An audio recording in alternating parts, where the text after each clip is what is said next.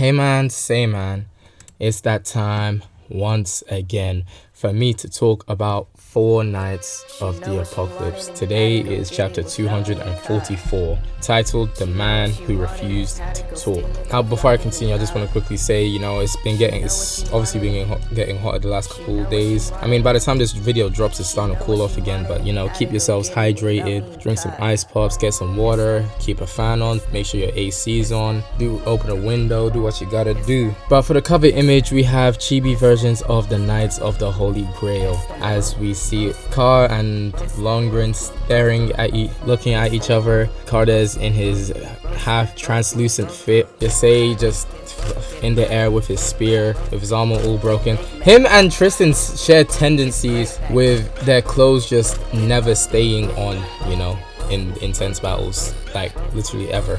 Same with Meliodas actually. Is it just something in the Punnett Square? But that's besides the point. And we even have Lewak looking over at Galahad, who is oblivious to that. Yeah, I noticed that.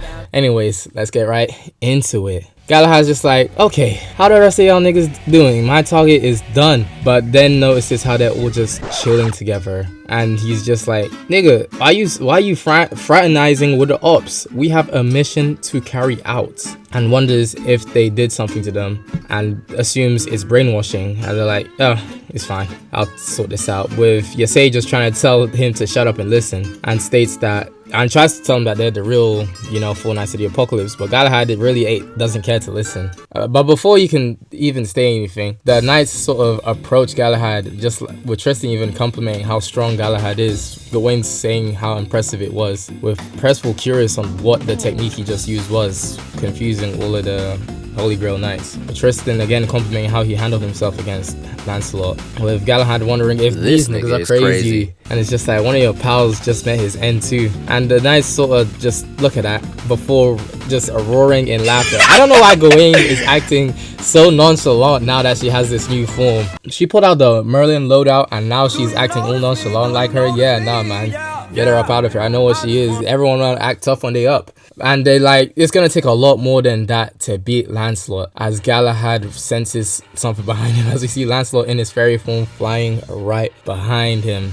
And Galahad looks over and is completely shocked, as he did not realize that Lancelot was made of sterner stuff. Well, Yasei even reasoning that, listen, that pudgy fairy he turned into, what more evidence do you need? It's the honest to goodness Sir Lancelot himself snap out of it already. With Galahad simply saying, nigga, don't get fooled, he's just copying his transformation. And that is beyond malicious. This is a fake, people. I'd know that most of all. What the fuck, y'all? God damn! With Yasei trying to just apologize for Galahad's behavior, saying that when he gets like that, it's like he has tunnel vision, and asks them if they could persuade Lancelot to stop. With the knights actually trying, stating that there was a misunderstanding and that they should hit him out, with Lancelot transforming back, and it's just like, you know what, you're right, this is probably a misunderstanding, we can hit him out. With everyone relaxing, like, okay, that's it, that's the end of this conflict. And I was relaxing too, my shoulders started relaxing, I was leaning back, and then this nigga Lancelot had the gall to say, after I whipped this guy's ass, is this nigga serious or what? As he steps up to Galahad for the showdown, which shocks Yasei and the other Holy Grail Knights, with Tristan explaining that Lancelot is pretty much the same way. Honestly, yeah, so again, something in the Punnett Square, with Galahad wondering how he avoided the fatal wound and attests it to just sheer luck. Galahad's thinking to himself like, nah, this kind of crazy. I'm pretty sure I did get this nigga straight in the heart. How is this nigga still breathing? He's trying to keep his cool, and it's just like, you're either way, if you're hiding any powers, better break them all out now before you regret it. And Lancelot's just like, you know what, you're right, that's good advice for yourself as well, and I'll answer your question while I'm at it. But Galahad never said his question out loud, and he's just like, wait, did this nigga just read my mind? And Lancelot's just like, okay, let's kick it up immediately, and releases his magic force, showing that he is indeed taking this quite seriously. How long has it been since we've seen his magic flare like this? I love it. And the Knights of the Holy Grail are damn near knocked back by it, as the Knights of the Apocalypse are just like, this is normal. You deal with this all the time. Look at them. Light work, no reaction. As Lundgren even falls off, Percival goes to catch her and asks her to just hold on. With Galahad just like, wait, nah man, this dense viscous magic force is like a gigantic torrent of mud, and wonders if that was the secret to him blocking his strike. Look at Lancelot's face. He is genuinely not playing, bro. He's like, this is gonna be a rough match for Galahad from this point onwards. And his magic force is so intense that it is breaking off the branch that they're standing on as well, making it fall. With Tristan and Yasei calling out to their friends respectively, like, and this is gonna be so cold because these niggas are gonna be fighting as the branch is falling. Like, Lancelot goes for a kick, Galahad ducks it, Galahad tries to counter with a slash up, it gets avoided, and they just continue going at it. Galahad chasing down Lancelot flipping over Galahad even, as he chops off more of the platform that they're standing on. This is like a goddamn sprite animation, bro. And as they just continue falling, as they even hit each other neutrally right before the platform hits the ground, breaking. Lancelot flips, transforms into his fairy forms, and asks if if Galahad is alright, but is shocked to see that Galahad is floating, and he's just like, hey man, I may not look like it, but I'm 1/4 fairy clan. I can hover above the ground at least. And Lancelot's just like, nigga, you got fairy clan blood? Who are you, my nigga? As they both land on the ground softly, and Galahad decides, being a smart nigga, is just like, you ready to settle this, Sir Fake-a-Lot? And I can't lie, a nigga like me, that would have popped a vein in my head, because who you calling a fake, my nigga? As this nigga Galahad, he must have read like a record of Ragnarok, as he decides to pull a goddamn Susanna, reaches his hand out towards the nigga, and it seems to make Lancelot freeze. But you say looking over, stating that they're still going at it, that they low-key gotta stop. Ilwart talking about some like father like son, so that guy really is Lancelot. With Tristan realizing, wait, so that's Lancelot's. But then they get interrupted by this pwong pwong ringtone, and they're just like, what is that sound? With Gawain stating that it was her crystal ball, as she says a spell to summon it with Carry Room, and immediately answers with, what do you want? Like, not even a hello, what's up? Like, it being Anne on the other side asking how everyone is doing. With Percival immediately going to say hi to his girl. And it's like, yeah, we're all here. With Narcians coming out as well. With Lundgren and Carl just being like, yo, that's our moms. But Percival's just like, hey man, guys, you would never guess who's here with us. But they interrupt, stating that they really don't care since there's trouble over in Leonis. With Percival wondering what's going on, and that Anne answers that the scene is pretty chaotic, so she's not fully sure, but it's an awful sight, and that she's afraid the citizens of Cameliard got attacked on their way back home. And the obvious question is who?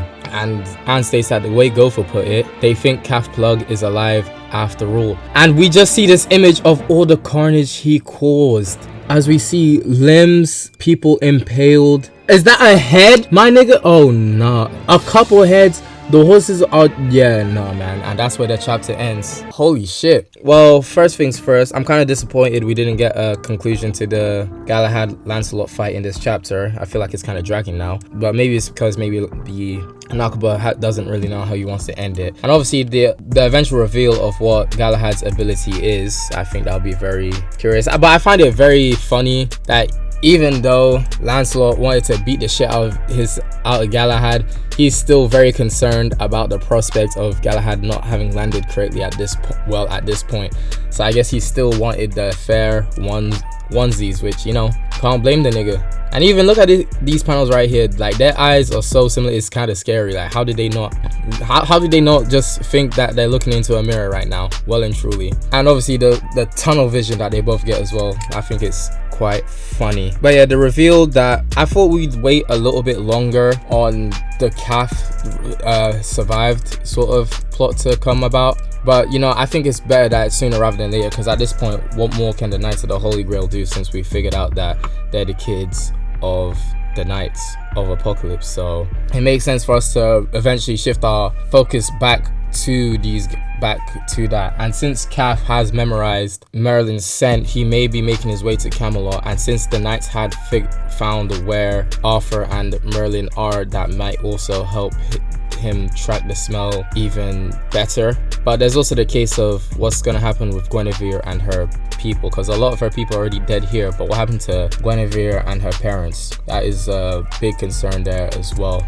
And if anything, perhaps this is why the Knights of the Holy Grail were actually sent back. Maybe they were chasing imposters of the Knights, but there's a case of maybe future Arthur knew that this was going to happen, and that maybe something very pivotal had come from Kath maybe succeeding something here, and decided to send the Knights of the Holy Grail back, both to help the Knights of the Apocalypse and maybe to gain further experience themselves. Maybe because you know, the Knights are heroes in the future, so perhaps it's just a case of, because they've been as strong as they are and they've eliminated a lot more bigger threats, the Knights of the Holy Grail don't get chances to experience quite a big sort of threat, really, a big sort of end-all be-all kind of villain like Kath. So maybe this is a learning experience for them as well. Maybe that's a secondary reason as to why they were sent to the past, or if they were sent to the past on purpose. But yeah, that's pretty much all I can say on this. But actually, no. Before I finish this off, I also want to put in a couple 2 cents that maybe those guys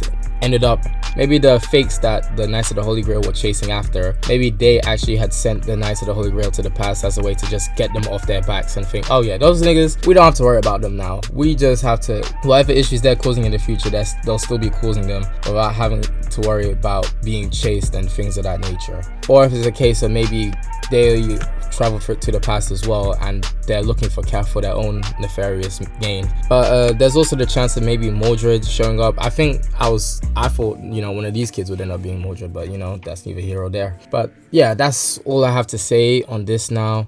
Thank you guys for watching to the end of this video. I know they've been a bit on the shorter side in recent times, but you know, circumstances, I can't really help that.